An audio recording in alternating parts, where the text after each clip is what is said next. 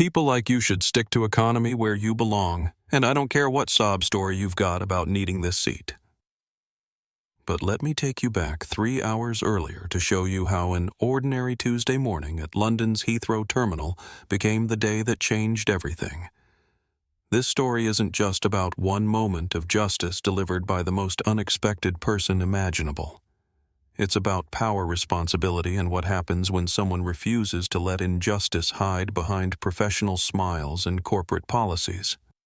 Zara Washington Blake sits cross-legged in Heathrow's most exclusive VIP lounge, her small 8-year-old frame dwarfed by an oversized leather armchair that costs more than most people's cars, but her presence commands the room in ways that have nothing to do with furniture. Her tablet screen displays quarterly financial reports that would overwhelm seasoned Wall Street analysts, showing numbers that reshape entire industries with the casual swipe of her finger. $6.8 billion in assets spread across 23 different sectors, from technology companies that power half the world's internet infrastructure to transportation networks that move millions of passengers across 6 continents every single day. When Zara was 5 years old, her parents, Dr. Marcus Washington and tech mogul Jennifer Blake, died in a private jet crash over the Swiss Alps, leaving her not just orphaned, but the youngest CEO in recorded history. But Marcus and Jennifer didn't just leave their daughter money that could buy small countries. They left her something far more valuable and dangerous, a moral framework embedded directly into the legal documents that control her inheritance, requiring her personal approval for any employee termination involving ethical violations, because as her father used to say, firing someone changes their whole family's life forever. Mrs. Adelaide Foster, Zara's guardian and former ethics professor at Cambridge, watches with mixture of pride and concern as Zara processes business data with the analytical mind of someone who's been making decisions affecting thousands of lives since before she lost her first tooth. Your parents wanted you to understand that real power serves others, not yourself. Mrs. Foster reminds her, though she knows Zara has internalized this lesson in ways that sometimes frighten adults who prefer children to be seen and not heard, especially when those children control more wealth than most governments. Zara's tablet buzzes with an urgent alert from the Customer Complaints Division, and her expression shifts from casual review to focused concern as patterns emerge from the data that make her stomach tighten with familiar anger. Meridian Airways, one of her holdings through Global Transportation International, shows a disturbing pattern of complaints clustered around specific demographics with mysterious upgrade disappearances and procedural delays that seem to target passengers based on appearance, rather than actual security violations or policy infractions. Look at this pattern. Mrs. Foster Zara says, her young voice carrying the weight of someone who's learned to recognize institutional bias through 3 years of reading reports that most adults would dismiss as statistical noise.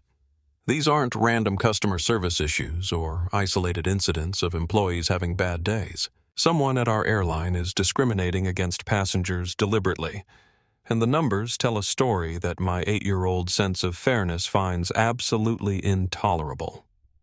Her parents built their empire on treating employees like family members and customers like honored guests, creating corporate cultures where dignity wasn't negotiable and respect wasn't rationed based on someone's zip code or credit score. This data suggests their core values are being betrayed at the front lines by people who think corporate policies exist to provide cover for personal prejudices rather than protection for vulnerable passengers. We should investigate this personally rather than sending another memo that gets filed away and forgotten. Zara decides with the authority of someone who spent 3 years making decisions that affect thousands of lives across multiple continents. If our employees are hurting people because they think they can hide behind uniforms and procedures, I need to see it happening with my own eyes before taking action. Mrs. Foster recognizes the expression that crosses Zara's face, the same look her parents wore when they discovered problems that required immediate intervention rather than corporate bureaucracy. "What exactly are you planning, sweetheart?" she asks. though she already knows that Zara has inherited her mother's strategic mind and her father's unwillingness to tolerate injustice, even when addressing it creates uncomfortable situations. Zara opens her monitoring application that provides real-time oversight across all her transportation holdings technology that allows her to observe service quality patterns and identify problems before they escalate into major incidents that damage both passengers and corporate reputations. I want to watch customer service at our gates today, Mrs. Foster. If there really is deliberate discrimination happening instead of just unfortunate misunderstandings, I need to witness it myself before implementing changes that will affect hundreds of employees across multiple airports. 3 terminals away, Dr. Keisha Mitchell sits in the quieter section of Terminal 5, reviewing presentation notes that represent 20 years of groundbreaking research into traumatic brain injury treatment work that has already saved hundreds of lives and could revolutionize neurosurgery for generations to come. Tomorrow in Stockholm, she'll deliver the keynote address at the International Neuroscience Conference as the first Black woman ever nominated for the Nobel Prize in Medicine, presenting surgical techniques that reduce mortality rates by 47% while cutting recovery times in half. Her phone buzzes with encouragement from Dr. Sarah Williams, her mentor from residency, who guided her through the darkest years when she was the only Black woman in a surgical program of 63 residents. Keisha, your presentation is going to change everything we know about brain trauma treatment. 20 years of fighting for recognition, and tomorrow the whole world listens to you. Break every ceiling they've got.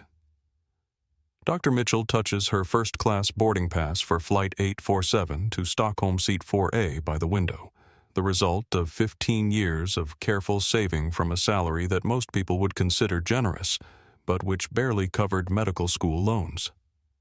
Research expenses and the constant travel required to present findings at conferences that rarely invited speakers who looked like her. For someone who grew up in Detroit's Corktown projects, whose mother cleaned office buildings at night to pay rent while studying for her GED during lunch breaks, this ticket represents more than comfort during a 9-hour flight. This boarding pass is validation of a journey that began when her high school guidance counselor suggested she consider more realistic career options like nursing or dental hygiene careers that would be better suited to someone from her background with more appropriate expectations for what people like her could achieve. Tomorrow, she'll present research to an audience that includes Nobel laureates, department heads from Harvard and Johns Hopkins, and surgical innovators whose textbooks she studied during residency while wondering if she'd ever be brilliant enough to contribute something meaningful to medicine. But Dr. Mitchell knows that success doesn't insulate accomplished Black women from the casual discrimination that still follows them through airport terminals, hotel lobbies, and conference centers where their presence in first-class seating or leadership roles gets questioned by people who assume appearance determines legitimacy. She's learned to carry perfect documentation, maintain impeccable composure, and never give anyone an excuse to question her right to occupy spaces that she's earned through decades of excellence.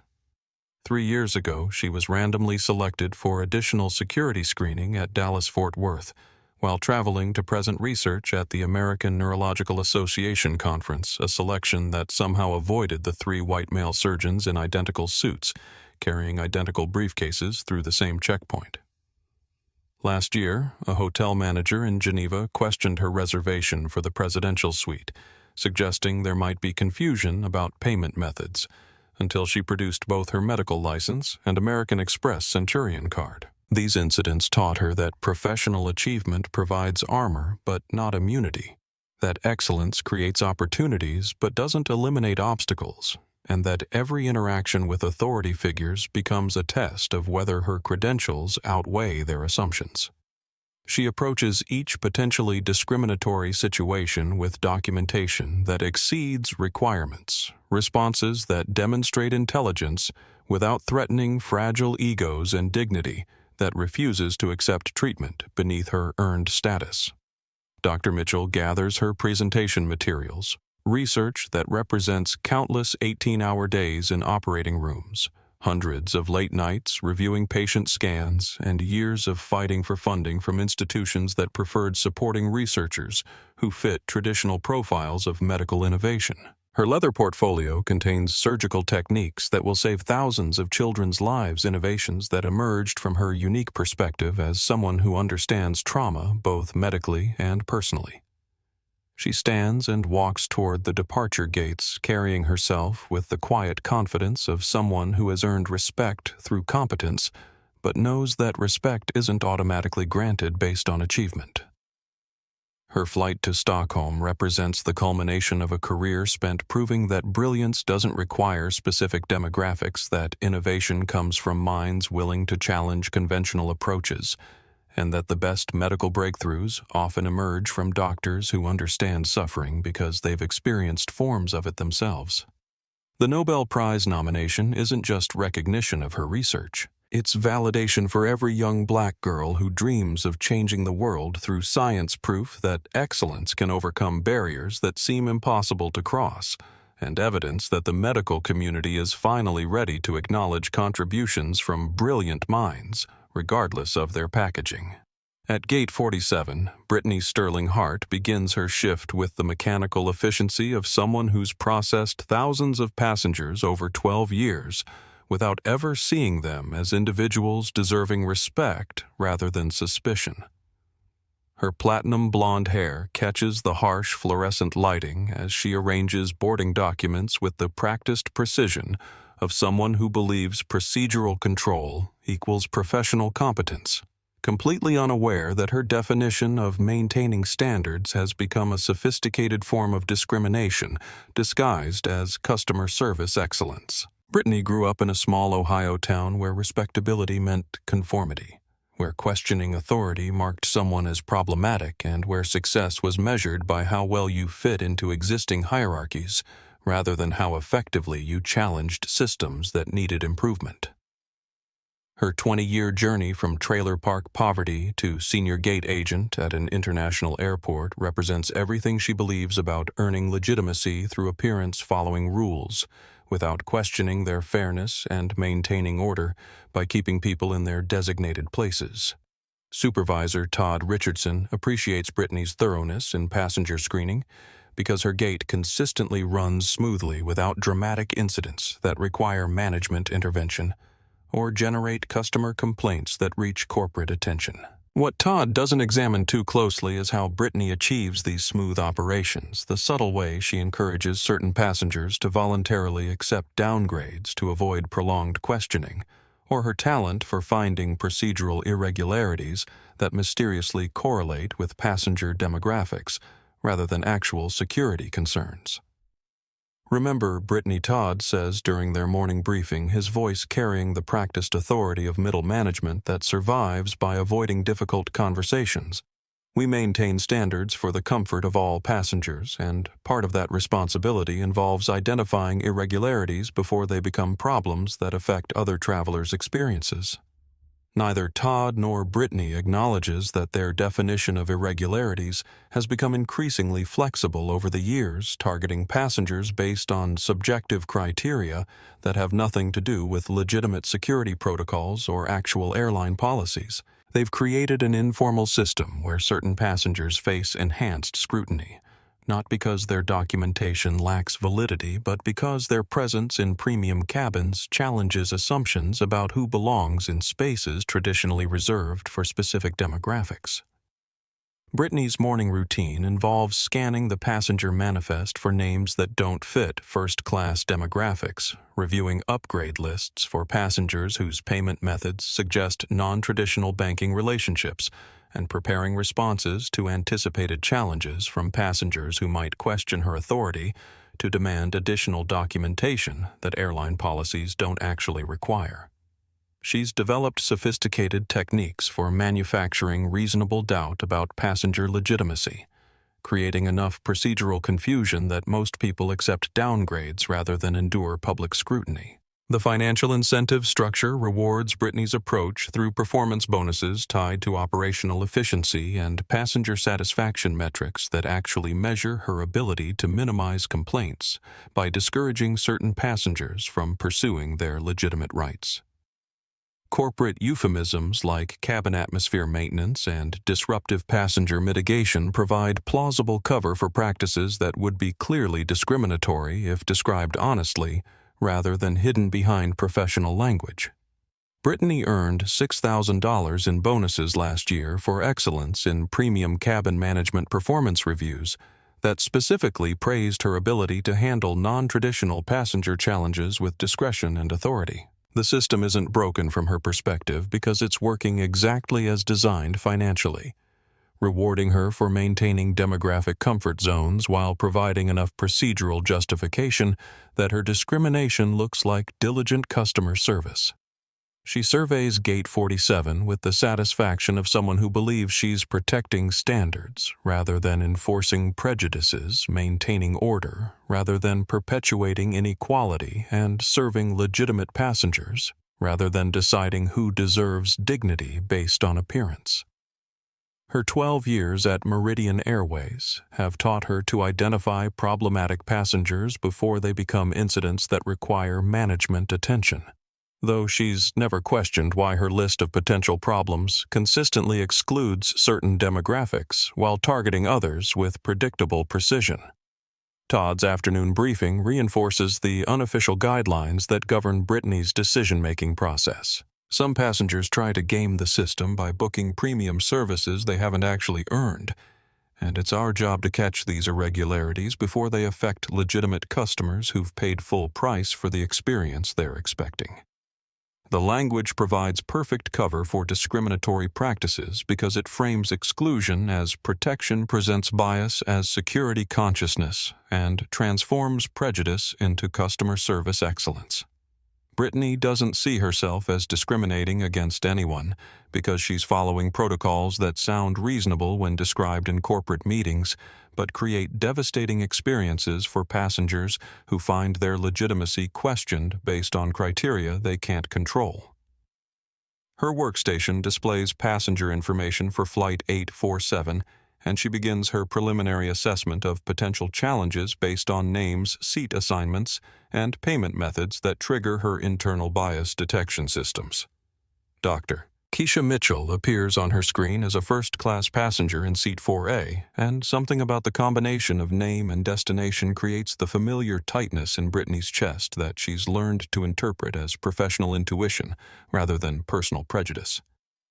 Zara activates her comprehensive surveillance system that provides real-time monitoring across Terminal 5 technology that her parents' company developed for security purposes, but which she now uses to observe customer service quality and identify problems before they escalate into major incidents that damage both individual passengers and corporate reputation.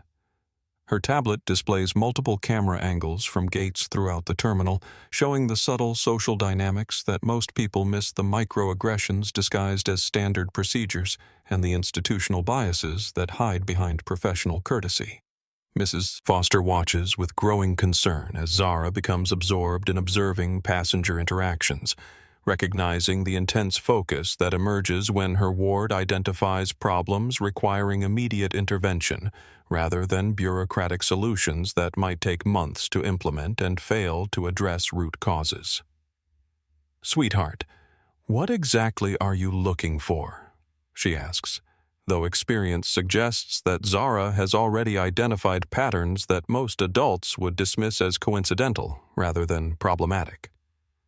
"I'm watching for the moment when someone who deserves respect gets treated like they don't belong somewhere.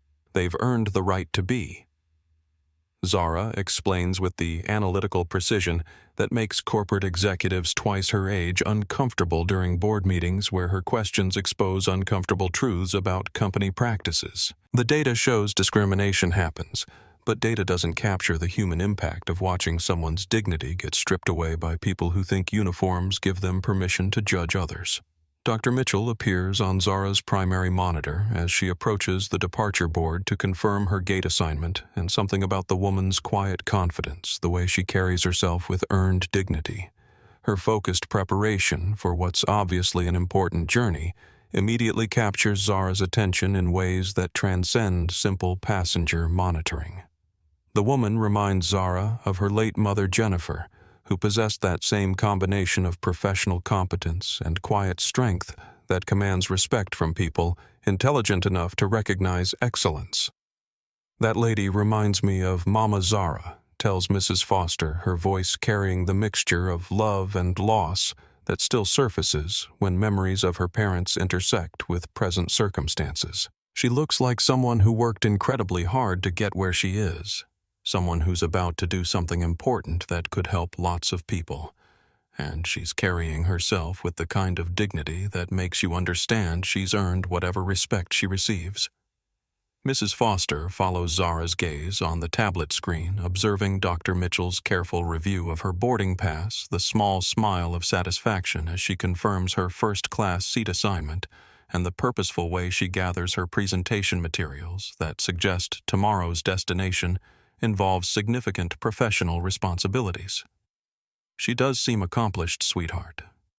What's concerning you, Zara, checks the departure information and feels ice forming in her stomach as she realizes the collision course that's developing between an accomplished professional and the gate with her airline's highest customer complaint rates.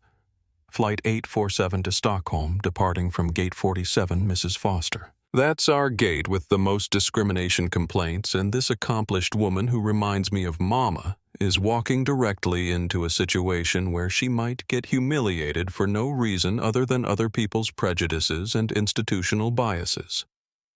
The morning light filtering through Terminal 5's massive glass walls creates prismatic patterns across the polished floor, but the beauty is lost as tension builds throughout the departure area where passengers navigate the subtle hierarchies that determine whose dignity gets respected and whose gets questioned. Business travelers review emails while unconsciously avoiding eye contact with passengers who don't fit their demographic expectations. Families manage luggage while their children observe adult interactions that teach lessons about who deserves courtesy and who merits suspicion. Dr. Mitchell walks with purposeful confidence toward Gate 47, unaware that her legitimate first-class ticket is about to be questioned by someone whose 12 years of experience have taught her to identify irregularities that mysteriously correlate with passenger appearance rather than actual policy violations.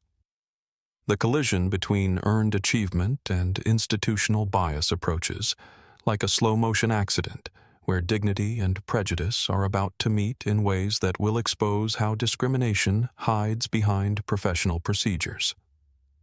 Zara's monitoring system shows multiple angles of Gate 47, where Brittany Sterling Hart begins her shift, with the mechanical efficiency of someone who believes maintaining order requires keeping people in their designated places, completely unaware that her version of customer service excellence has become a sophisticated form of discrimination that corporate policies enable rather than prevent. The technology that allows Zara to observe these interactions was designed to protect passengers, but today it will document how institutions fail the people they're supposed to serve.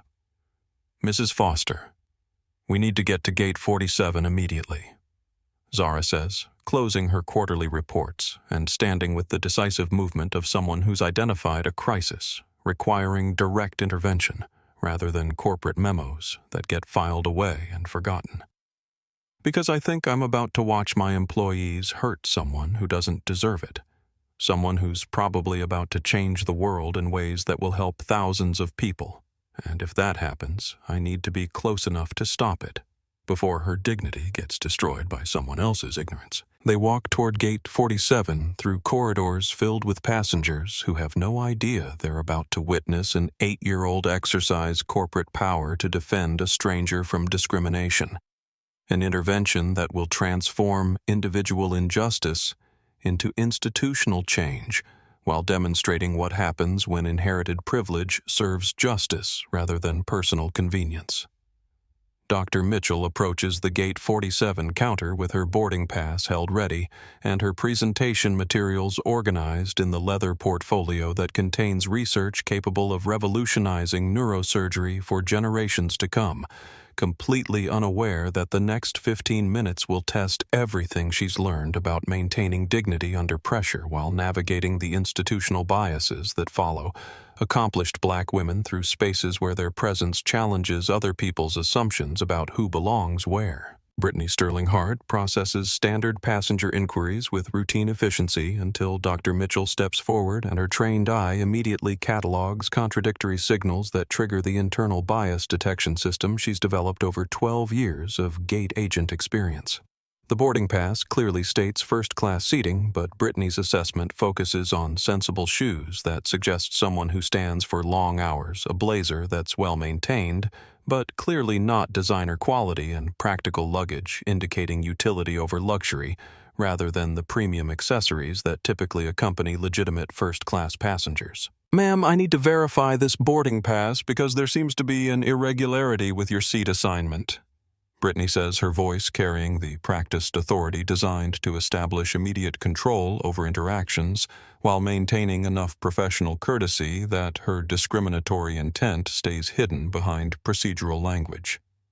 Premium cabin seating requires additional verification to ensure all passengers receive the experience they've paid for.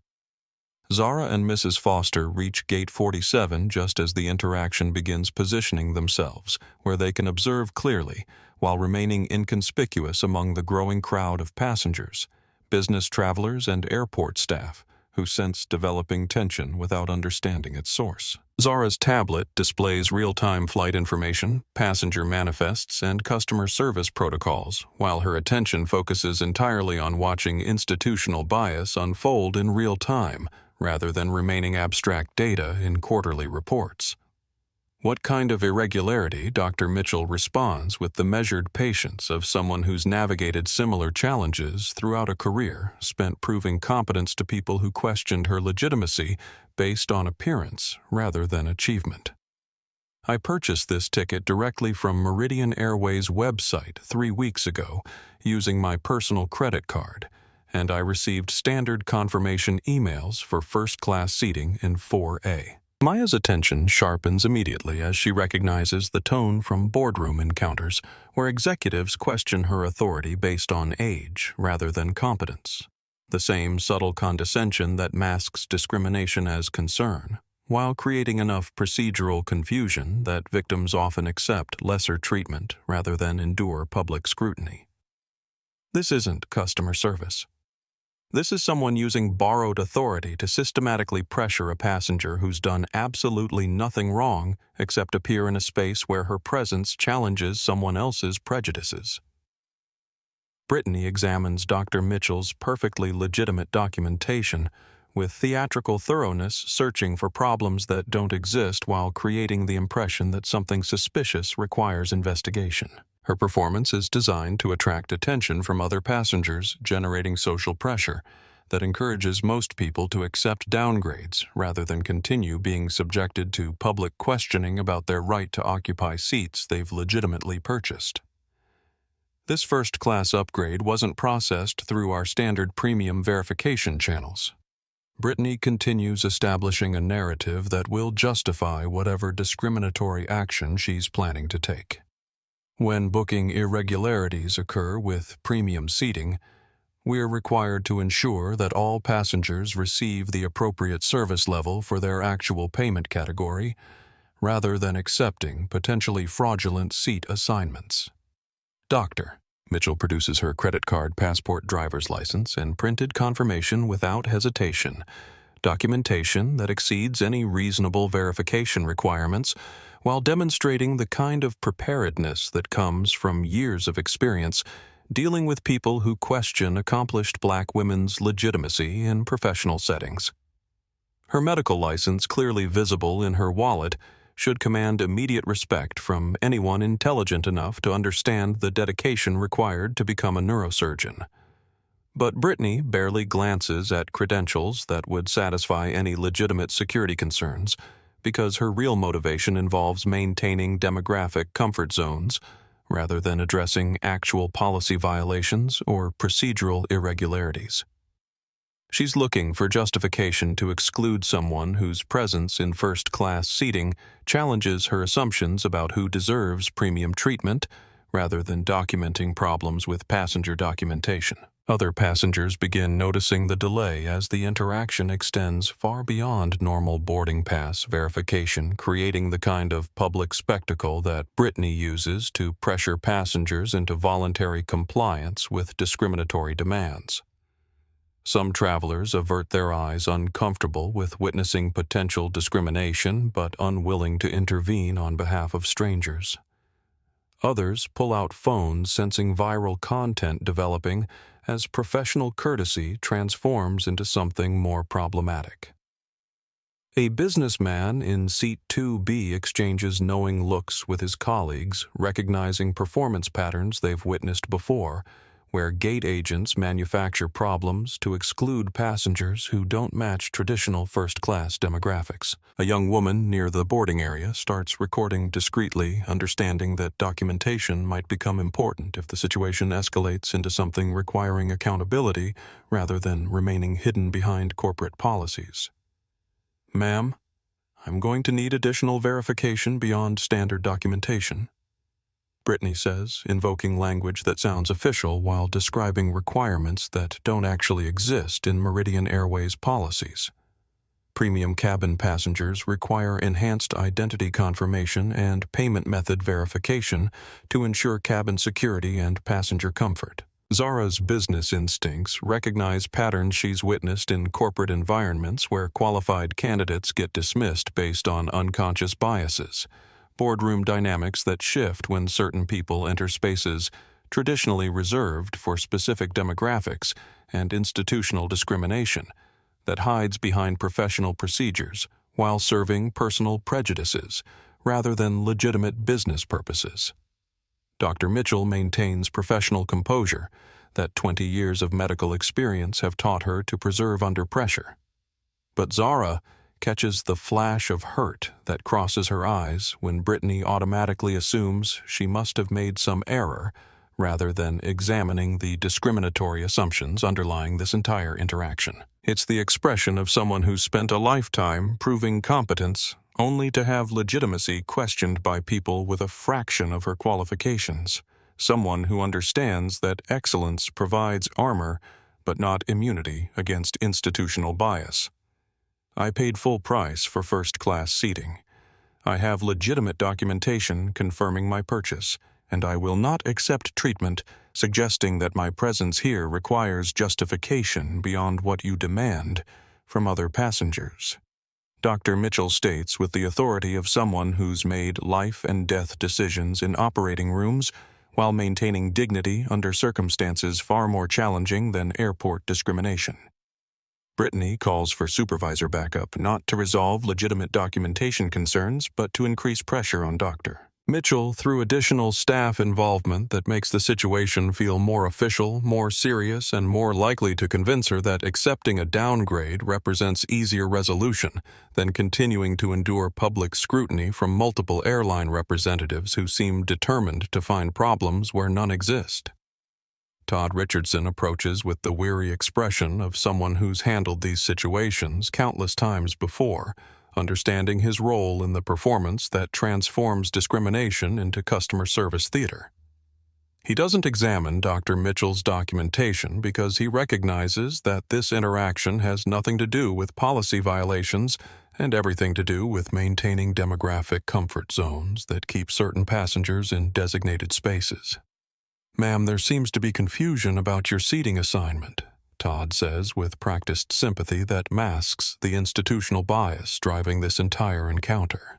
These booking irregularities happen sometimes with third-party vendors, and we want to resolve this situation quickly so that all passengers can board efficiently and reach their destinations without unnecessary delays that affect everyone's travel experience. The third-party vendor suggestion introduces completely fabricated concerns, implying that Dr. Mitchell didn't book through proper channels despite her documented purchase directly from Meridian Airways' official website 3 weeks earlier. It's sophisticated gaslighting designed to make her question her own legitimacy while providing corporate cover for predetermined solutions that serve discriminatory goals rather than addressing actual problems. Zara's phone buzzes with a text from one of her board members who monitors social media for corporate reputation issues. Zara, we're seeing posts about discrimination at Gate 47 with passengers filming interactions that could damage Meridian Airways' reputation. Are you aware of developing situations requiring immediate management attention? She checks Twitter and discovers multiple videos of the confrontation already circulating with hashtag Meridian Discrimination trending as passengers document the escalating situation. We can offer you a complimentary upgrade to premium economy, plus a travel voucher for the inconvenience. Todd continues with the tone of someone offering generous solutions to difficult problems rather than stealing services that Dr. Mitchell has already purchased. This approach resolves everything quickly and ensures you reach Stockholm comfortably while avoiding further delays that might affect your important business there. Zara recognizes the negotiation tactic that frames theft as compromise, presents loss as gain, and transforms victim into beneficiary of institutional generosity rather than someone whose legitimate rights are being systematically violated. The complimentary upgrade language is particularly insulting, suggesting Dr. Mitchell should feel grateful for receiving less than what she paid for, while accepting treatment that no white passenger with identical documentation would ever experience. Dr. Mitchell's professional composure never wavers because 20 years of medical training have taught her to remain calm during emergencies. But Zara observes micro-expressions that reveal the emotional impact of having legitimacy questioned by people whose combined education probably doesn't equal her undergraduate coursework.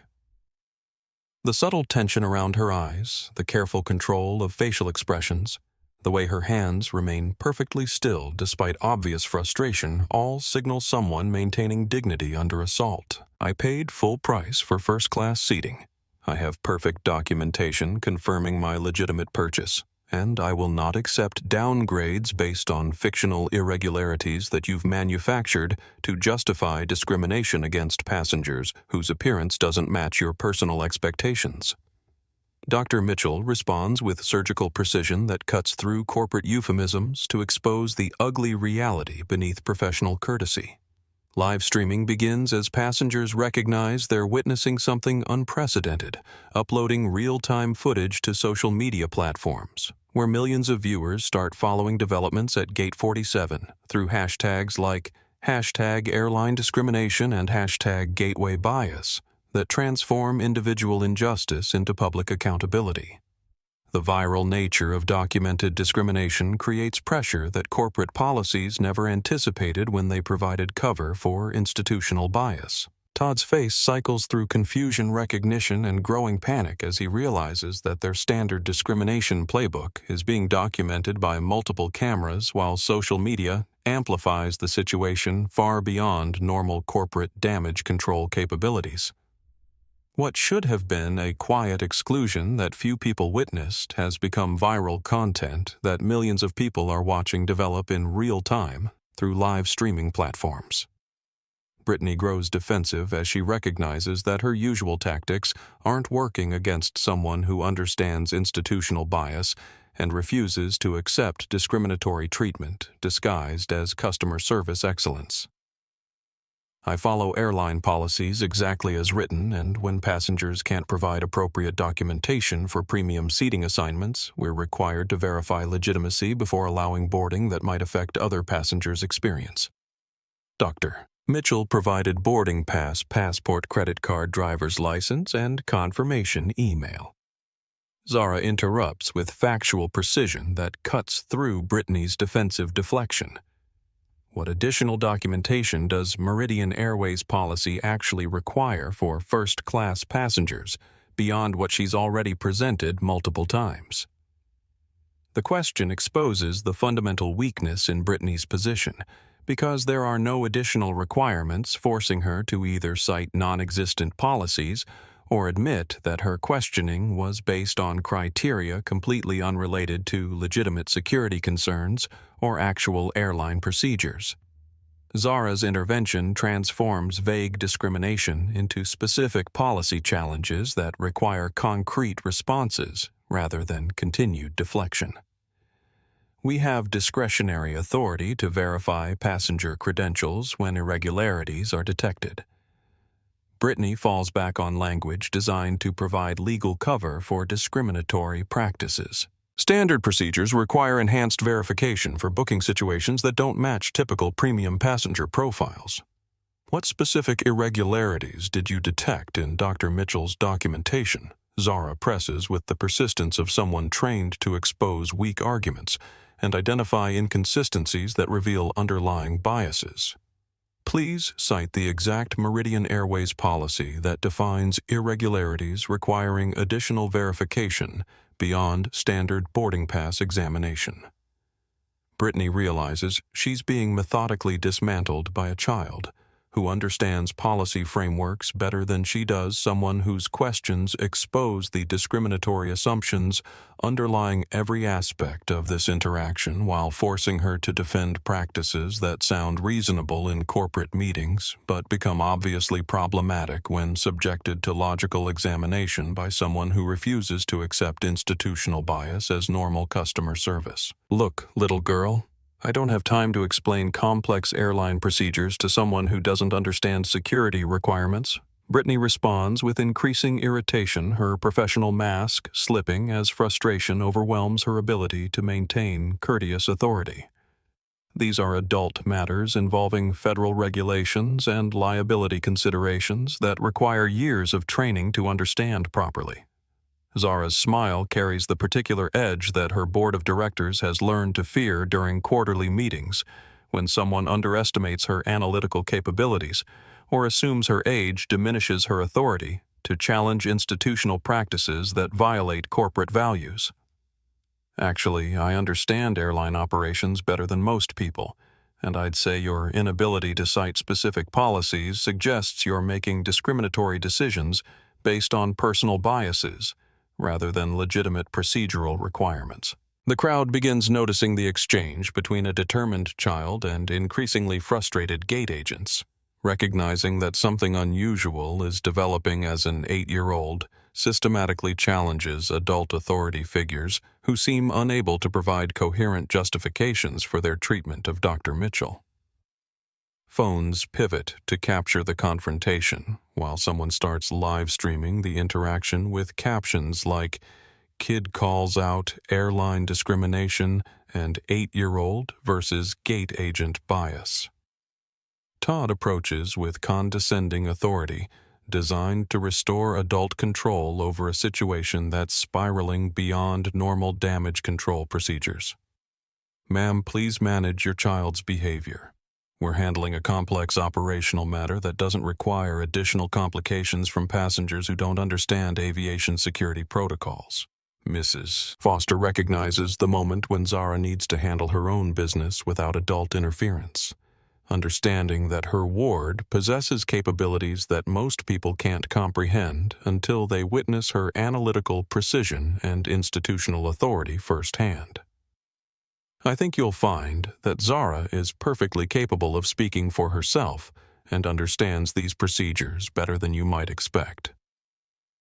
Mr. Richardson, I'm here because your employee is violating anti-discrimination policies while processing a passenger who has presented perfect documentation for legitimate first-class travel.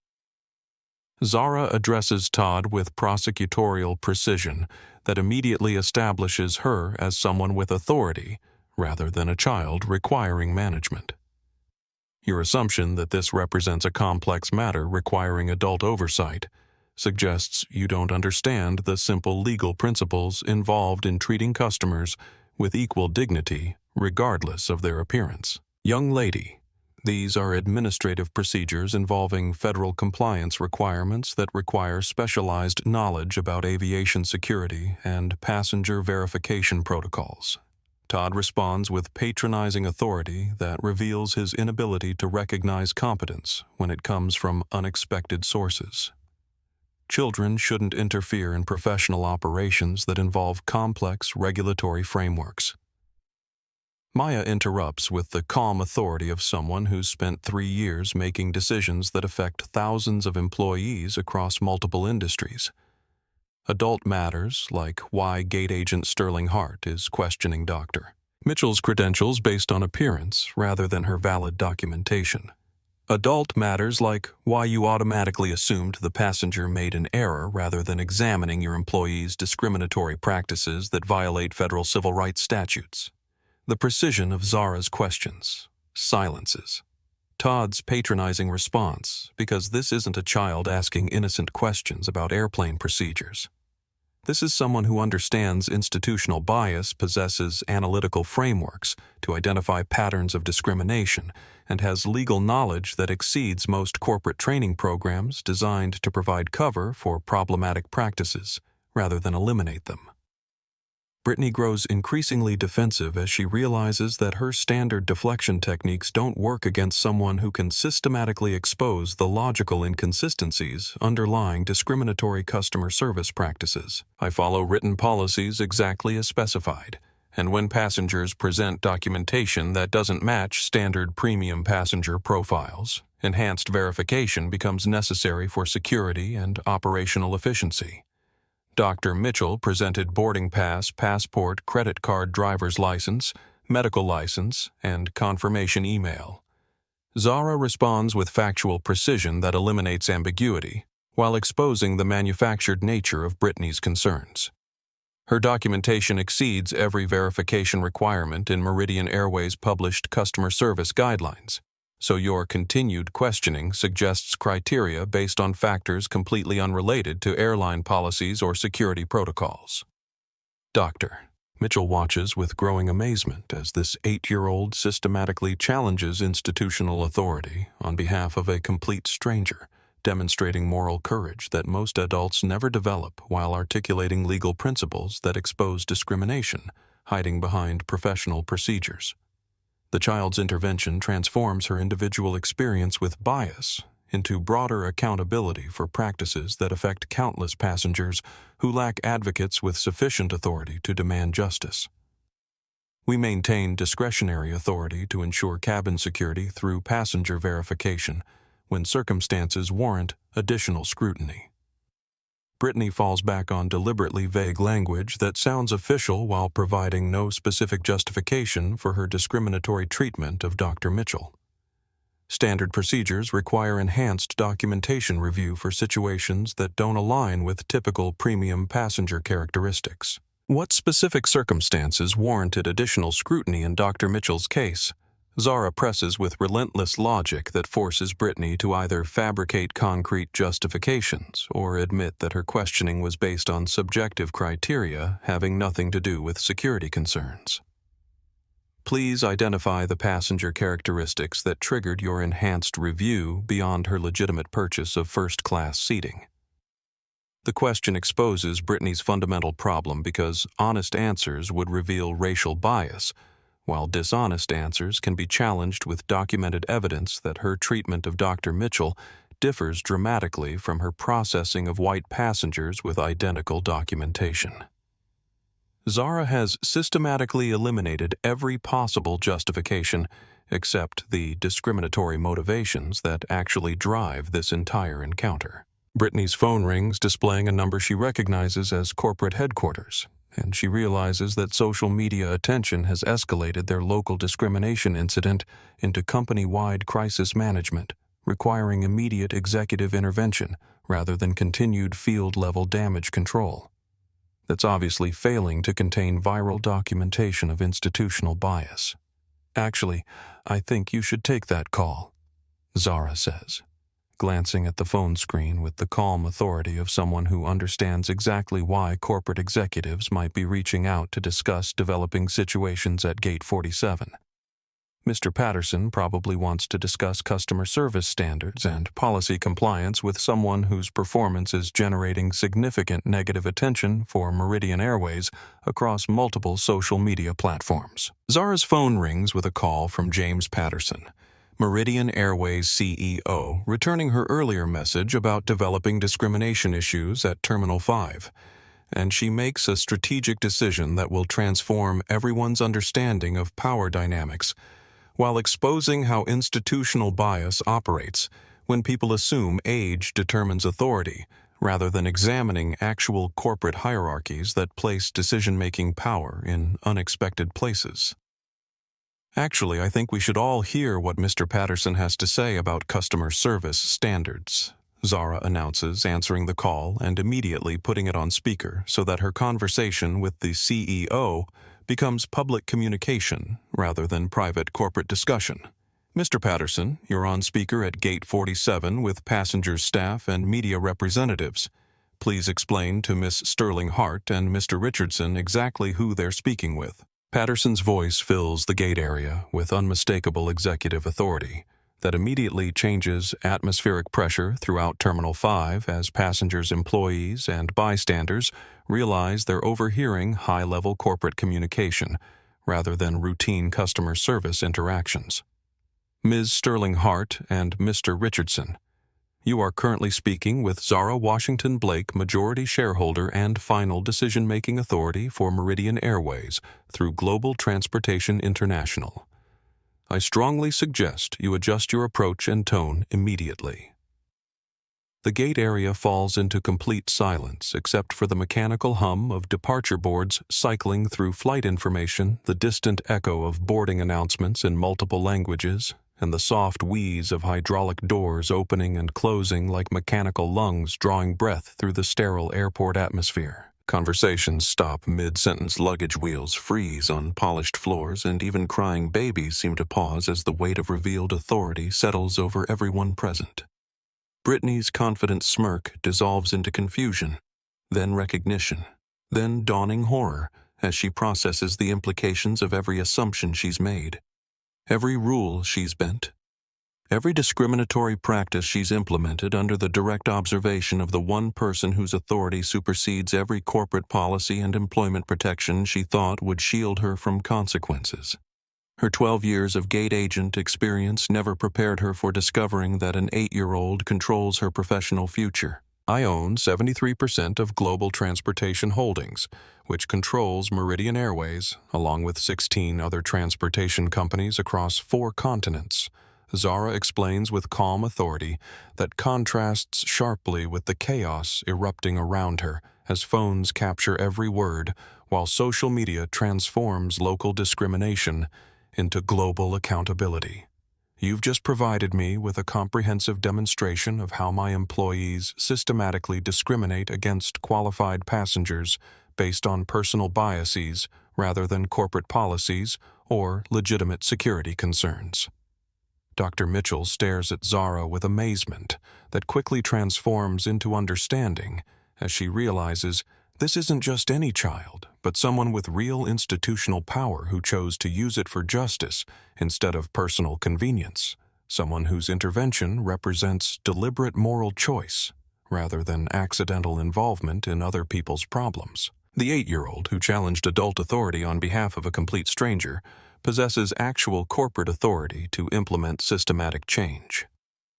Todd's face cycles through confusion, recognition, and complete panic as he understands that his complex adult matter just became a direct conversation with someone whose authority dwarfs his own by several orders of magnitude, someone who can eliminate his career with the same ease that he attempted to dismiss her concerns about institutional discrimination disguised as customer service excellence. The gate area fills with excited murmurs as passengers realize they're witnessing something unprecedented in aviation history.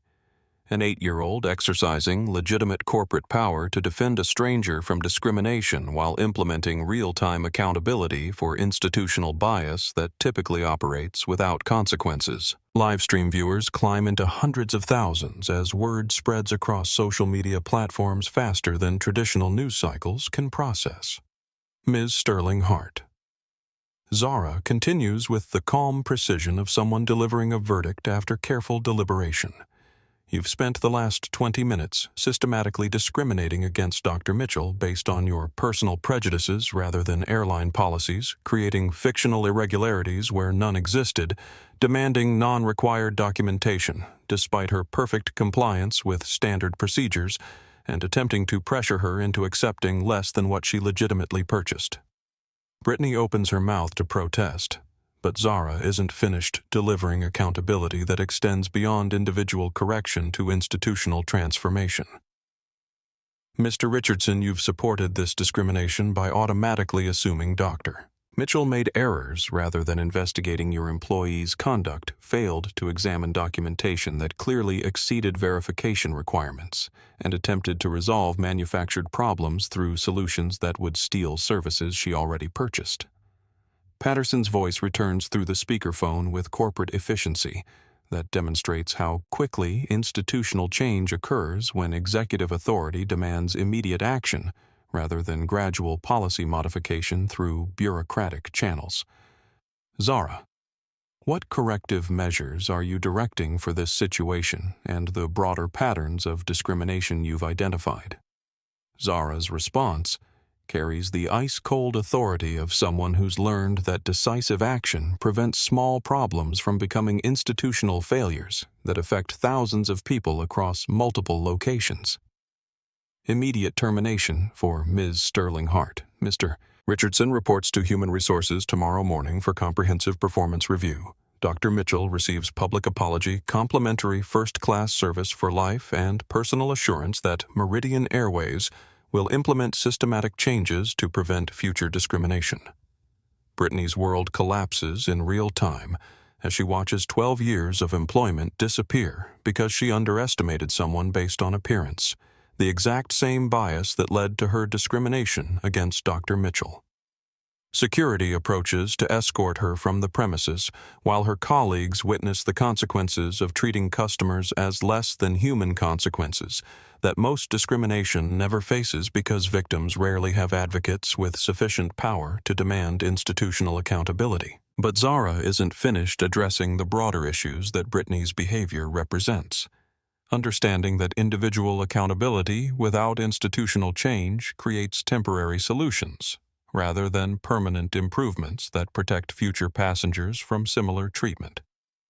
Additionally, I'm directing comprehensive anti-discrimination training for all customer-facing positions, immediate review of discretionary authority guidelines, establishment of direct reporting channels for bias complaints, and monthly audits of customer service patterns to identify discriminatory practices before they become viral incidents. Patterson confirms each directive through the speakerphone while documenting corporate policy changes that will affect millions of passengers across multiple airlines, demonstrating how quickly institutional transformation occurs when moral leadership meets executive authority, rather than remaining trapped in bureaucratic processes designed to minimize change rather than maximize justice.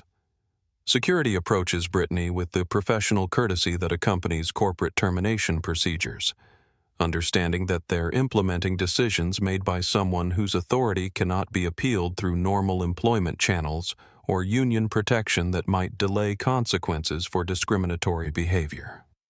Her confident demeanor from 20 minutes earlier has completely evaporated, replaced by the hollow expression of someone whose assumptions about institutional protection have been shattered by encountering real accountability. This is ridiculous, Brittany protests to anyone within earshot, her voice rising with desperation as she realizes that 12 years of employment are disappearing because she treated passengers according to biases that her training encouraged, rather than policies that actually exist in corporate handbooks.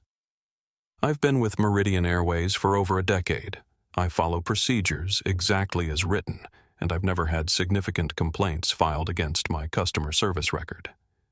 But her appeals fall on deaf ears because Zara's authority supersedes every level of corporate hierarchy that might normally provide protection for employees whose discrimination operates within acceptable institutional boundaries. When the majority shareholder directs immediate termination for ethical violations, Human resources departments implement decisions without the usual bureaucratic delays that allow problematic employees to continue harming passengers while their cases work through administrative processes. Dr. Mitchell watches the security escort procedure with complex emotions that include satisfaction at seeing justice delivered, concern about the human cost of institutional accountability, and amazement that someone stepped forward to defend her dignity when most people would have remained silent observers to discrimination that didn't directly affect their own interests. The 8-year-old's intervention has transformed her individual experience into broader accountability for practices that affect countless passengers. Todd Richardson receives his own devastating news as Patterson's voice returns through the speakerphone with directives that will reshape his career trajectory and force examination of supervisory practices that enabled Brittany's discrimination through passive acceptance rather than active challenge.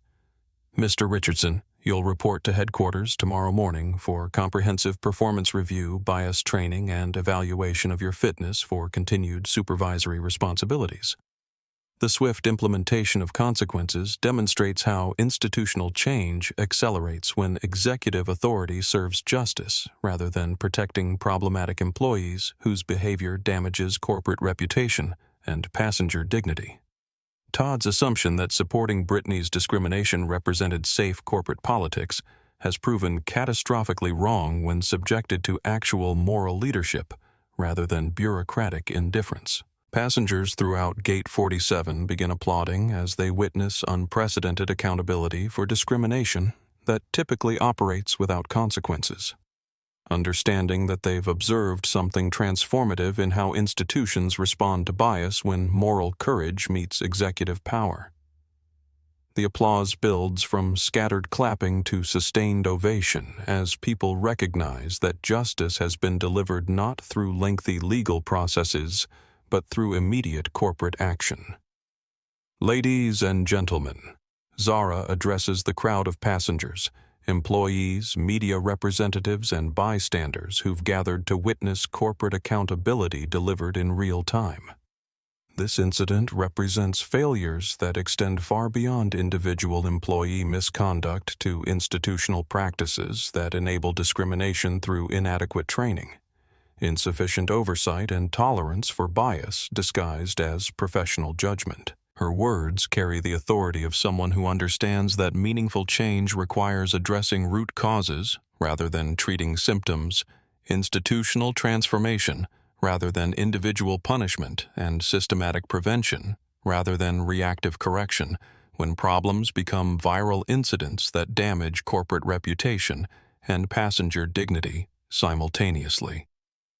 Media representatives who arrived during the confrontation document Zara's implementation of policy changes, while social media platforms amplify her institutional reforms to millions of viewers who are witnessing how moral leadership operates when it possesses actual authority to implement immediate change rather than remaining constrained by bureaucratic processes designed to minimize disruption to existing practices. Patterson's voice provides operational updates that demonstrate corporate efficiency in implementing executive directives when institutional survival depends on rapid response to viral discrimination incidents.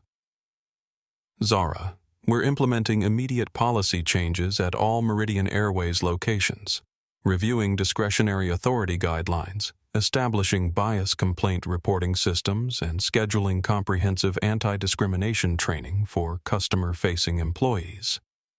The speed of corporate response illustrates how executive authority can eliminate institutional barriers that normally delay accountability when discrimination operates within acceptable boundaries, rather than generating viral documentation that threatens corporate reputation and financial stability. Zara's intervention has triggered reforms that affect millions of passengers across multiple airlines rather than remaining limited to individual corrective action. Dr. Mitchell approaches Zara with her boarding pass for seat 4A, the same documentation that started this entire confrontation, but which she can now use without harassment, humiliation, or manufactured procedural obstacles designed to pressure her into accepting less than what she legitimately purchased. I want you to know something important, she tells Zara, as media attention swirls around them like a hurricane of accountability. Tomorrow, I'm presenting research at the International Neuroscience Conference that could save thousands of children's lives through innovative surgical techniques that reduce brain trauma mortality rates by 47%. Dr. Mitchell shares with genuine emotion that transcends their age difference and transforms their interaction from corporate crisis management into human connection. I'll be able to deliver that presentation with confidence and dignity because someone chose courage over convenience when I needed protection. Zara nods with understanding that reveals wisdom far beyond her chronological age, comprehending that institutional discrimination doesn't just harm individual victims, but prevents brilliant people from contributing their talents to solving problems that affect countless others. That's exactly why power exists, Dr. Mitchell. To help people accomplish important things without being stopped by other people's ignorance or institutional barriers that serve prejudice rather than progress. Social media platforms explode with documentation of Zara's intervention as hashtags like #JusticeGate47, #8-year-old CEO, and #Airline accountability trend globally, while millions of viewers share, comment, and analyze footage of unprecedented corporate accountability delivered by the world's youngest executive. The viral nature of documented discrimination and immediate consequences creates international conversations about institutional bias, moral leadership, and the unexpected sources from which justice can emerge. Live streaming platforms that captured the confrontation in real time now show millions of concurrent viewers as word spreads through social networks, faster than traditional media cycles can process, creating global awareness of how discrimination operates in institutional settings and how quickly change occurs when moral authority meets executive power, rather than remaining constrained by bureaucratic procedures designed to protect problematic practices. International media coverage spans 6 continents, as news organizations analyze the unprecedented nature of an 8-year-old exercising legitimate corporate authority to defend a stranger from discrimination while implementing institutional reforms that affect millions of passengers. Business schools begin incorporating Zara's leadership approach into case studies about moral courage, ethical decision-making, and corporate accountability that transcends traditional hierarchies. Government officials across multiple countries respond to viral documentation of institutional bias by announcing reviews of anti-discrimination policies in transportation, hospitality, and customer service industries, where similar practices might operate without consequences when they avoid generating viral attention that threatens corporate reputation and financial stability. Zara's defense of Dr. Mitchell has triggered examinations of bias across multiple sectors.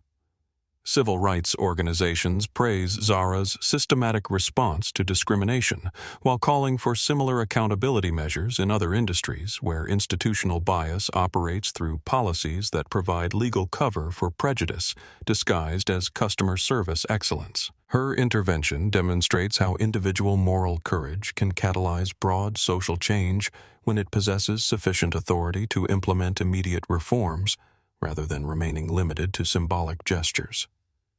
Dr. Mitchell's research presentation gains exponential platform expansion as media attention surrounding the discrimination incident introduces her Nobel Prize-nominated work to audiences who might never have discovered her surgical innovations without viral documentation of institutional bias and corporate accountability.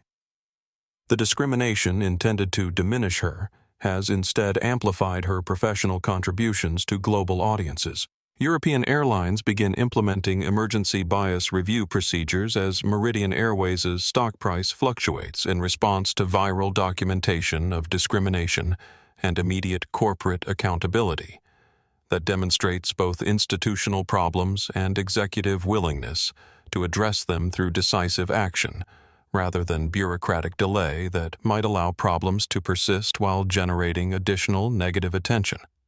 Australian transportation companies announce comprehensive anti-discrimination training programs, specifically citing Zara's intervention as motivation for proactive policy examination, rather than waiting for viral incidents that damage corporate reputation while harming individual passengers. Her defense of one stranger has inspired institutional change across multiple industries and continents. Canadian hospitality organizations establish direct bias complaint reporting channels following Zara's model of immediate accountability rather than bureaucratic processes that allow discrimination to continue while victims navigate administrative procedures designed to discourage complaints rather than address institutional problems. The ripple effects of moral leadership continue expanding across geographic and industry boundaries. Business publications analyze Zara's leadership approach as a case study in ethical decision-making that transcends traditional corporate hierarchies, while demonstrating how inherited privilege can serve justice rather than personal convenience. Her parents' vision of wealth-creating responsibility to protect others has inspired global conversations about power accountability and moral courage that operates through institutional authority. Technology companies examine their own customer service practices as viral documentation of algorithmic bias in airline booking systems reveals how discrimination operates through automated processes that provide legal cover for prejudicial treatment of minority customers. Zara's intervention has exposed institutional bias that extends far beyond individual employee misconduct to programmable discrimination. Educational institutions request anti-bias curriculum materials based on Zara's intervention, understanding that young people need frameworks for recognizing and challenging discrimination when they encounter it in professional settings. Her moral courage has become teaching content that helps students understand their responsibility to confront injustice, regardless of personal cost or convenience. Social justice advocates highlight Zara's systematic response to discrimination as an example of how accountability should operate when institutions harm individuals, emphasizing immediate consequences, rather than lengthy legal processes that might discourage victims from pursuing justice while allowing problematic practices to continue affecting other passengers. International conferences on corporate responsibility invite Zara to speak about moral leadership and ethical decision-making, recognizing that her intervention represents unprecedented demonstration of how inherited privilege can serve social justice when guided by principles that prioritize protecting others rather than maximizing personal advantage through institutional power. The viral nature of documented discrimination and immediate accountability creates lasting change that extends far beyond individual corrective action to institutional transformation, affecting millions of passengers across multiple airlines, demonstrating how single moments of moral courage can catalyze broad social change when they possess sufficient authority to implement systematic reforms. As Flight 847 reaches cruising altitude 37,000 feet above the Atlantic Ocean, Zara and Dr. Mitchell settle into first-class seats that represent different forms of extraordinary achievement, one earned through decades of medical training and surgical innovation, the other inherited through tragic circumstances but wielded with wisdom that defies every assumption about how children should understand and exercise institutional power in service of justice rather than personal convenience. You know, Doctor, Mitchell, Zara says as London fades beneath clouds that stretch endlessly toward horizons unmarked by the human conflicts that dominate ground-level interactions in all my 3 years of making corporate decisions that affect thousands of employees across multiple continents. I've never felt as satisfied about using power as I did when I watched that gate agent realize she couldn't hide behind procedures to hurt people anymore. Dr. Mitchell adjusts her presentation materials with the careful precision of someone whose Nobel Prize nomination represents 20 years of fighting for recognition in medical fields that questioned her legitimacy based on demographics rather than surgical innovation, understanding that tomorrow's conference will introduce her research to global audiences expanded by media attention surrounding their shared encounter with institutional bias and corporate accountability. Most people who witness discrimination choose comfort over courage because intervention requires risk, while silence provides safety. Dr. Mitchell explains with the hard-earned wisdom of someone who's navigated institutional bias throughout a career spent proving competence to people who assumed appearance determined ability. What you did back there wasn't just defending me personally. You demonstrated what accountability looks like when moral leadership meets executive authority. Their conversation develops unexpected depth as Zara's tablet displays real-time updates about the incident's continuing global impact through social media metrics that show millions of people sharing, discussing, and analyzing footage of unprecedented corporate accountability delivered by someone whose age made her intervention completely unexpected, rather than predictable responses from traditional authority figures. Look at these numbers, Doctor. Zara shows her screen displaying viral statistics that continue climbing across multiple platforms. The hashtag #JusticeGate47 has generated over 30 million interactions in 6 hours, with people sharing their own stories about discrimination while praising immediate accountability rather than bureaucratic delay that might allow problems to persist. Dr. Mitchell reviews the global response with professional appreciation for how individual intervention has catalyzed broad social conversation about institutional bias, corporate responsibility, and moral courage that operates through unexpected sources rather than remaining limited to traditional advocacy channels. People are posting experiences I recognize from my own career: questioned credentials, manufactured irregularities, assumptions about legitimacy based on appearance rather than achievement. The aircraft's cabin provides temporary sanctuary from ground-level tensions, while their conversation explores deeper implications of institutional discrimination and individual responsibility to challenge bias when it operates through professional authority. Outside their windows, cloud formations create landscapes unmarked by human prejudice, offering perspective that transcends immediate conflicts while highlighting universal principles of dignity and justice. Dr. Mitchell, tell me about your presentation tomorrow. Zara requests with genuine curiosity that reflects her parents' teaching that successful people have stories worth understanding, experiences that provide wisdom beyond their specific professional accomplishments. What kind of surgical techniques are you presenting to the medical community, and how will they change treatment for patients with brain trauma, Doctor? Mitchell's expression transforms with the passionate enthusiasm that has driven her entire career, despite institutional barriers designed to exclude brilliant minds that don't match traditional demographic expectations for medical innovation.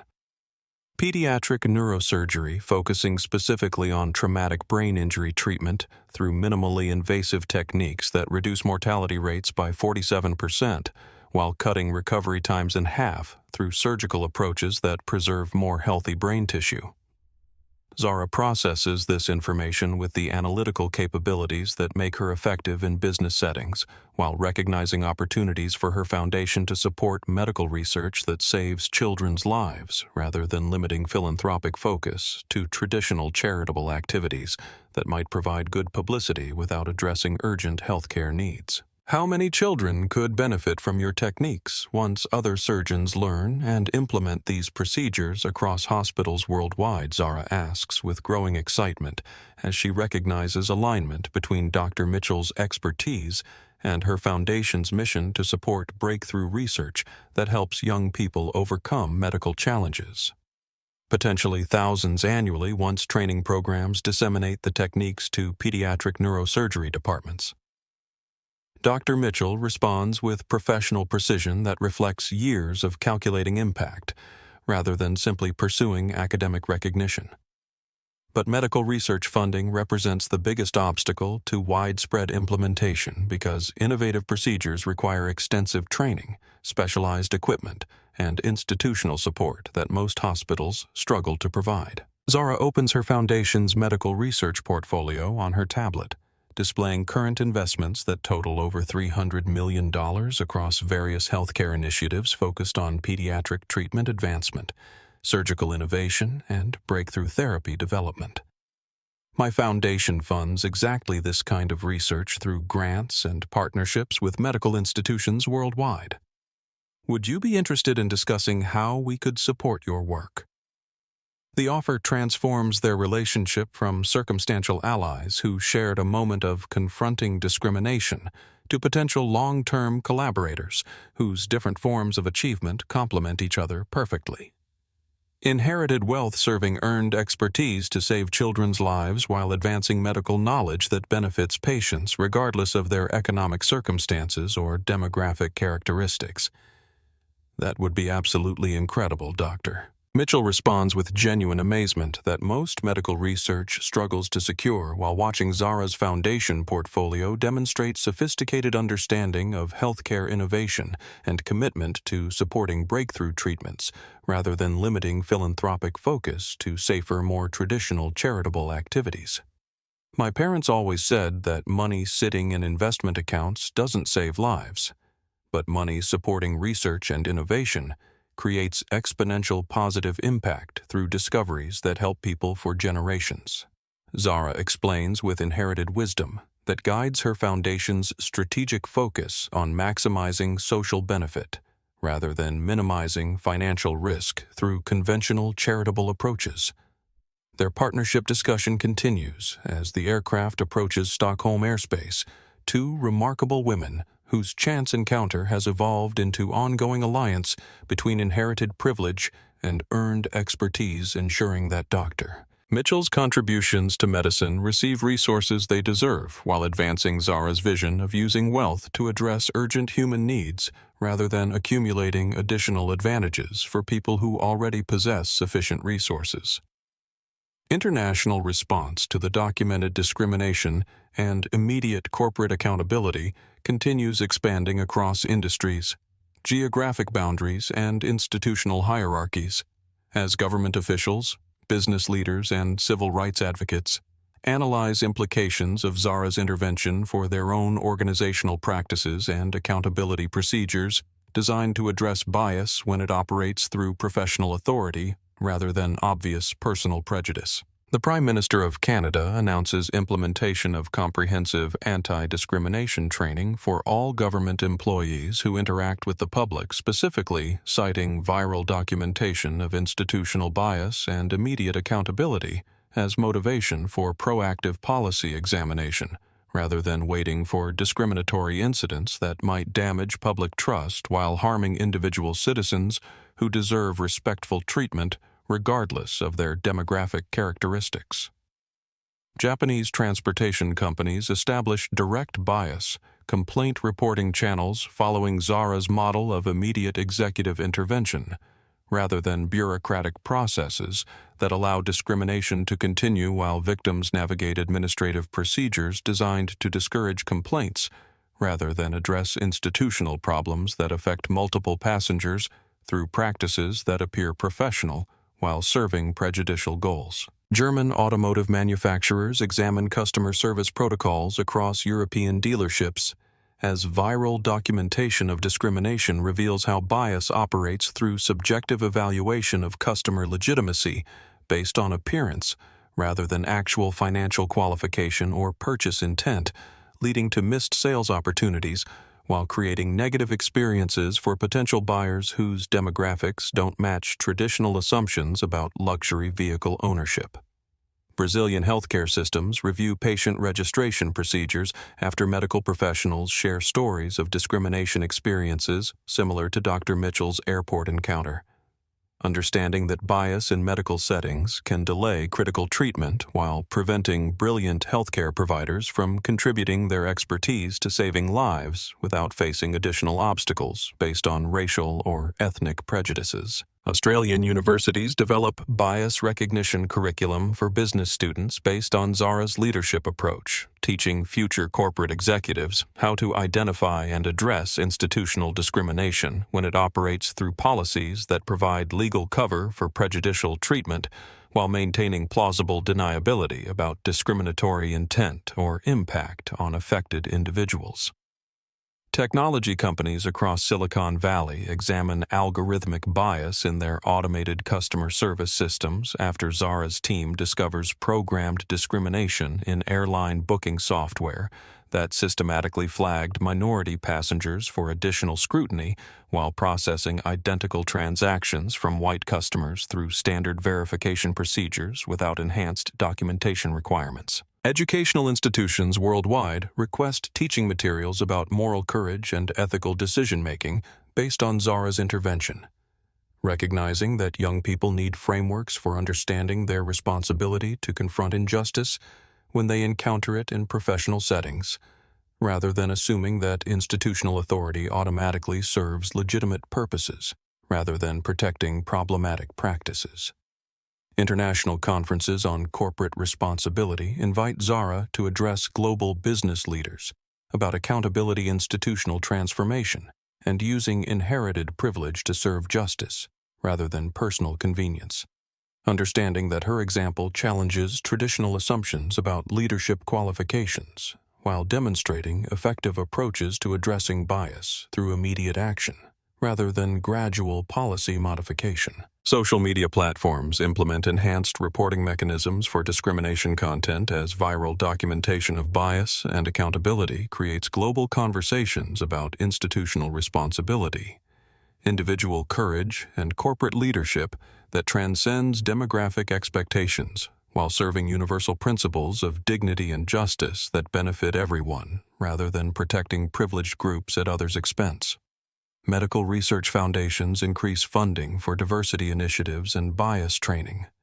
After Dr. Mitchell's experience highlights how discrimination affects healthcare innovation by preventing brilliant researchers from contributing their expertise without facing additional obstacles that waste human potential while delaying medical breakthroughs that could save lives through surgical techniques and treatment approaches developed by diverse professional perspectives. European airline consortiums establish industry-wide anti-discrimination standards following Meridian Airways' policy changes, recognizing that competitive advantage comes from providing excellent service to all passengers rather than maintaining demographic comfort zones that exclude potential customers, while creating negative publicity through documented bias that damages corporate reputation and financial performance. International youth leadership organizations develop mentorship programs connecting young people with executive authority to experienced professionals who can guide ethical decision-making processes. Understanding that Zara's example demonstrates how inherited privilege can serve social justice when guided by moral frameworks that prioritize protecting others rather than maximizing personal advantages through institutional power. Corporate training companies create bias recognition curricula specifically designed for customer service industries where discrimination often operates through subjective interpretation of policies that provide legal cover for prejudicial treatment. Helping employees understand their responsibility to serve all customers with equal dignity rather than making assumptions about legitimacy based on appearance or demographic characteristics. Government oversight agencies implement enhanced monitoring of transportation industry practices as viral documentation of institutional bias reveals how discrimination operates through corporate policies designed to provide plausible deniability while enabling prejudicial treatment that affects millions of passengers who deserve respectful service regardless of their racial, ethnic, or economic characteristics. The global response demonstrates how individual moral courage can catalyze broad institutional change when it possesses sufficient authority to implement immediate reforms, rather than remaining limited to symbolic gestures that might generate positive attention, without addressing fundamental problems that continue affecting vulnerable populations through practices that appear professional while serving discriminatory purposes. 6 months later, spring returns to Stockholm with cherry blossoms dotting the city's parks in explosive pink against fresh green leaves, providing a backdrop for the International Neuroscience Conference, where Dr. Mitchell delivers her Nobel Prize-nominated presentation to a global audience that includes the world's leading brain surgeons, medical researchers, and healthcare innovators whose lives and careers have been influenced by viral documentation of discrimination and institutional accountability. Dr. Mitchell approaches the podium with confidence that transcends her individual professional achievements to represent broader transformation in how institutions recognize and support brilliant minds regardless of their demographic packaging. Understanding that her platform has been exponentially expanded by media attention surrounding an airport confrontation that exposed bias while demonstrating corporate accountability through immediate executive action. 6 months ago, I experienced discrimination that could have prevented this presentation from reaching its intended audience. She begins her voice carrying the authority of someone whose surgical innovations will save thousands of lives, while inspiring young people who face similar institutional barriers.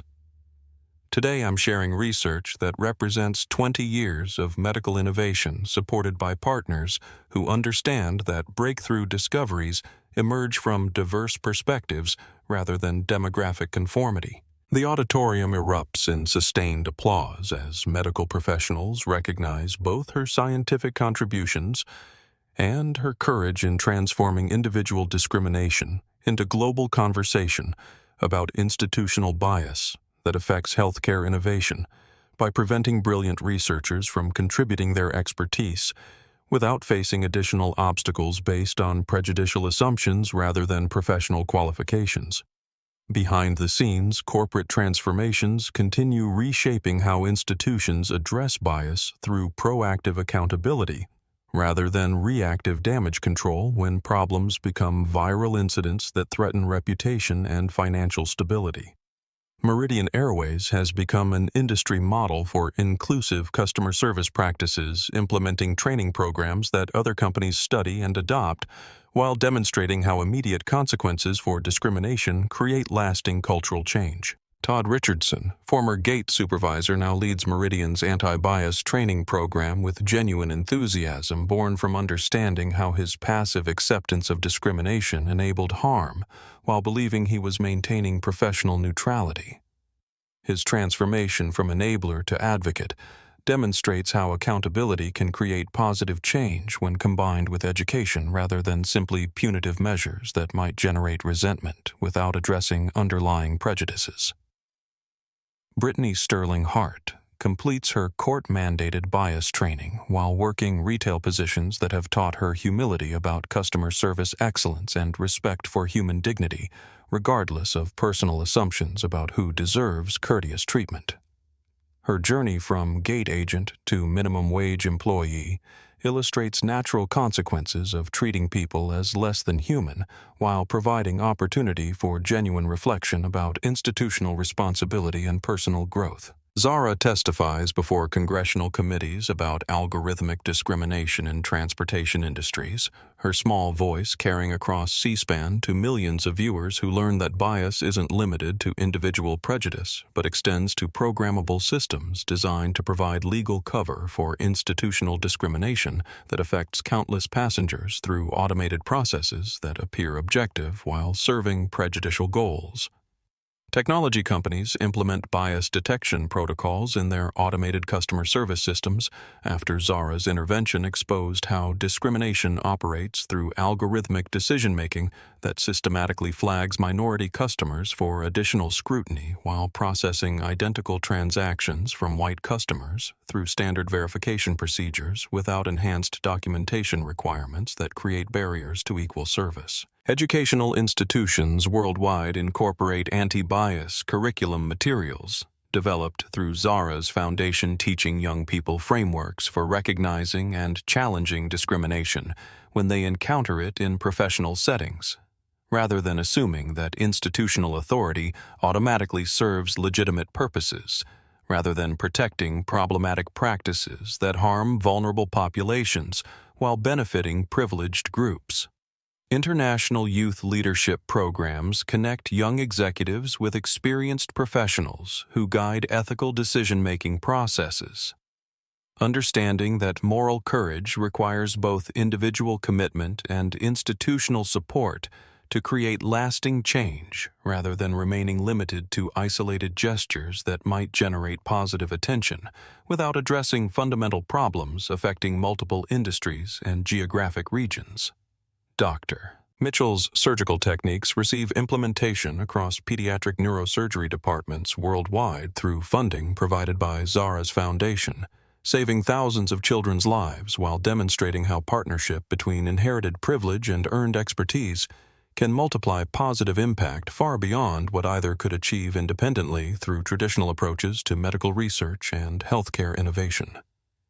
The Washington Blake Foundation's annual gala takes place in a Manhattan ballroom, where civil rights leaders, medical innovators, business executives, and youth advocates gather to celebrate accountability achievements while recognizing corporate responsibility advances that have transformed how institutions address bias through proactive intervention, rather than reactive damage control when problems generate viral attention, threatening reputation and financial stability. Zara addresses the audience with poise that reflects 3.5 years of making executive decisions affecting thousands of lives across multiple continents, understanding that inherited privilege creates responsibility to protect others, rather than accumulating additional advantages for people who already possess sufficient resources to live comfortably without considering broader social impact of their choices and institutional influence.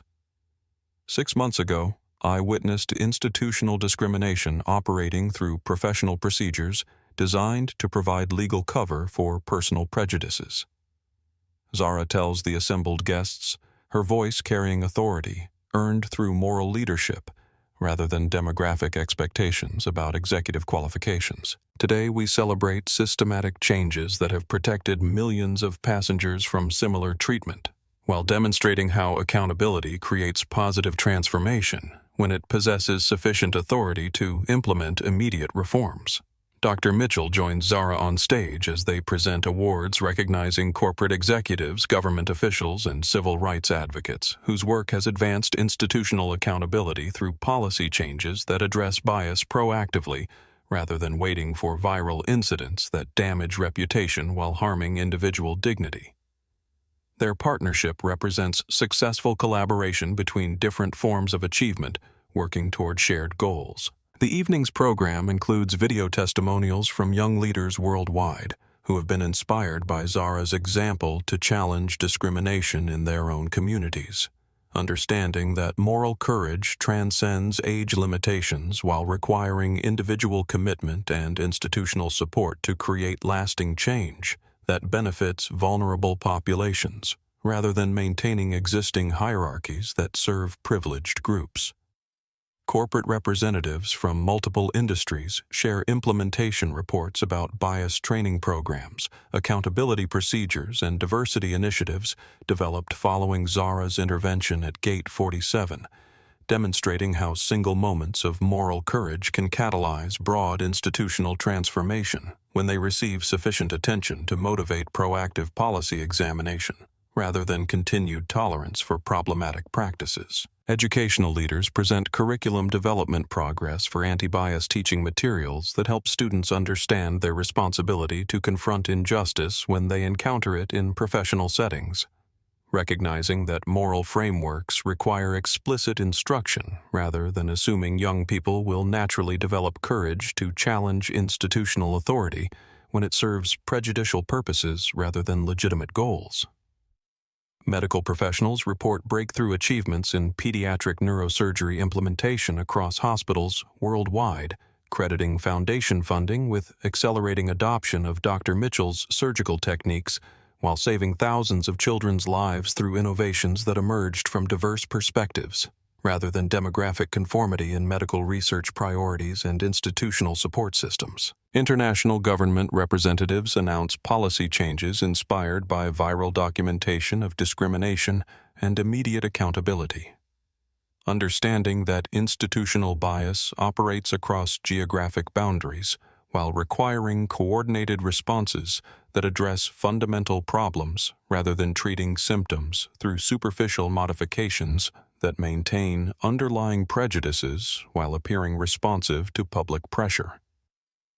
Technology industry leaders present algorithmic bias detection implementations that identify and prevent automated discrimination in customer service systems. Recognizing that programming can perpetuate institutional prejudices through processes that appear objective while systematically disadvantaging minority users who deserve equal treatment regardless of demographic characteristics or automated assumptions about legitimacy and service worthiness. The gala concludes with recognition that individual moral courage, when combined with institutional authority and global attention, can create lasting, positive change that extends far beyond immediate circumstances to influence industries, governments, and organizations worldwide, while inspiring future leaders to prioritize justice over convenience when they encounter opportunities to protect vulnerable populations from discriminatory treatment disguised as professional procedures.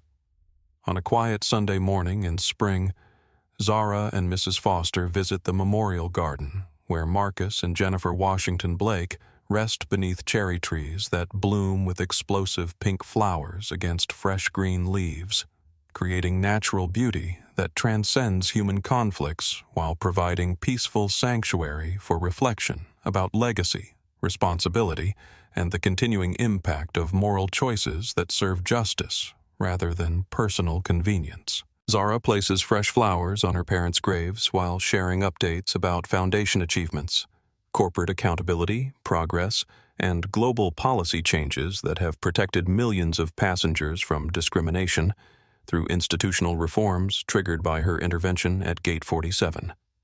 Mama and Papa Dr. Mitchell's surgical techniques have saved over 3,000 children's lives because we funded her research after I stopped someone from hurting her dignity.